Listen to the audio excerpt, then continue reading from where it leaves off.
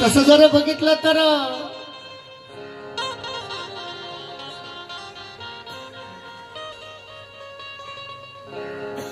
बाबा प्रबुद्ध नारायण एक क्षणही आमच्यापासून दूर नाही आहे. भेट प्रथम तुमच्या गावच्या या देवाची.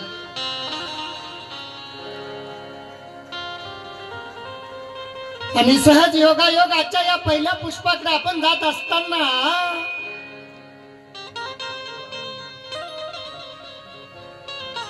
अगदी सहज असा हा कार्यक्रम घेण्यात आलेला आहे. हरी महाराज आणि योगेश भाऊ त्या ठिकाणी आले. गुरुवारचा दिवस दरबार भरलेला आहे.